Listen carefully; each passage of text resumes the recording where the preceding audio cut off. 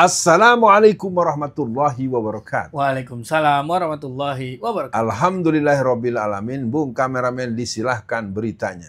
Baik, terima kasih Bu Alfian. Mudah-mudahan sehat selalu, sabar selalu, dan semangat selalu. Nah, Bu Alfian, saya tergelitik ya ketika vibes di sosmed itu, Bu Alfian, seolah-olah kita dipaksa untuk, ini Pilkada Jakarta ya Bu Alfian, walaupun saya tinggal di Banten, saya merasakan kayaknya kita seolah-olah diajak untuk mencintai PDIP, seolah-olah kita diajak untuk mencintai Ahok, Bu Alfian. Nah, makanya saya muncul dari awal, misalkan beritanya adalah kader PDIP meminta Habib Rizik dipenjara. Kemudian yang kedua, Ustadz Alfian Tanjung dilaporkan ke polisi oleh PDIP. Nah, di awal ini Bu Alfian, saya melihat PDIP ini pernah penjarakan Habib Rizik, juga pernah penjarakan Alfian Tanjung gitu Bu Alfian.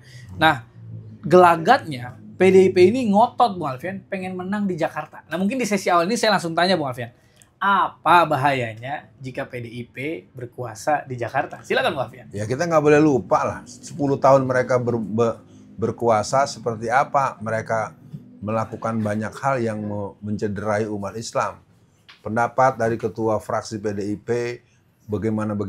Kalau sampai PDIP kembali dominan, maka berarti posisi yang baru saja dibangun oleh keluarga besar politik Islam yang dikomandani oleh PKS yang akan kembali ke titik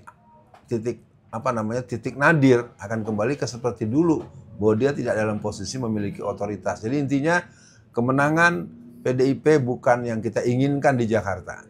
Itu saja sebagai bentuk dinamika politik secara nasional yang membuat kita tidak bisa membuat rumus baku dan rumus umum.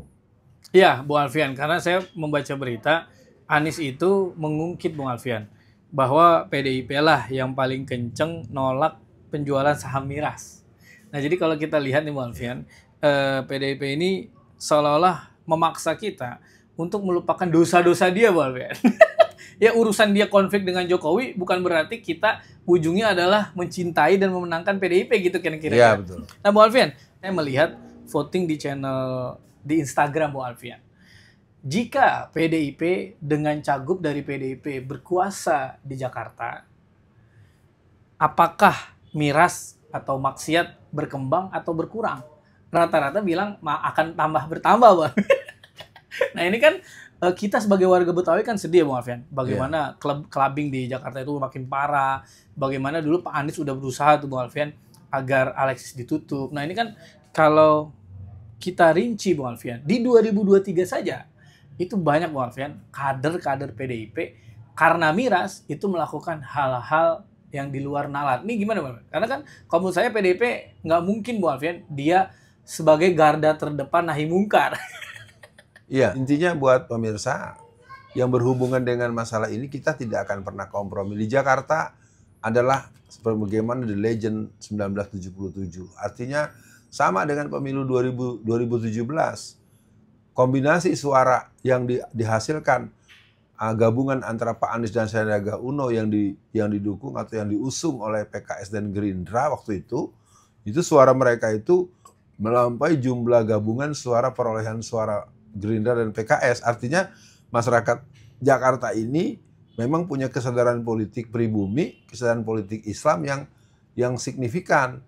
Jadi persoalan Jakarta kita akan katakan semampu kita, dengan izin Allah kita tidak akan pernah memberikan ruang dan peluang PDIP menjadi orang nomor satu atau komunitas mayoritas di DPRD pada periode-periode ke depan. Begitu, Bung kameramen. Ya, Bu Alfian, untuk akhir sesi kali ini, selain pernah memenjarakan Habib Rizik, Ustadz Alfian Tanjung, ternyata kan kalau kita lihat PDIP juga termasuk yang ingin menjebloskan Anies, Bu Alfian, lewat Formula E. Nah, dari fenomena hal tersebut, Bu Alfian, atau 3 hal tersebut, di Jakarta ini, saya lihat PDIP tanda kutip pinter, Bu Alfian, ngemis suara ke Anies gitu lah, Bu Alfian, untuk mendapatkan simpatik dari anak abah. Jadi mungkin bahasanya adalah dulu mengkriminalisasi ulama, dulu menyusahkan kita, Bu Alfian, sekarang ngemis cagupnya didukung oleh suara umat Islam. Ini kan kira-kira gitu. Jadi mungkin untuk akhir sesi kali ini, Bu Alfian,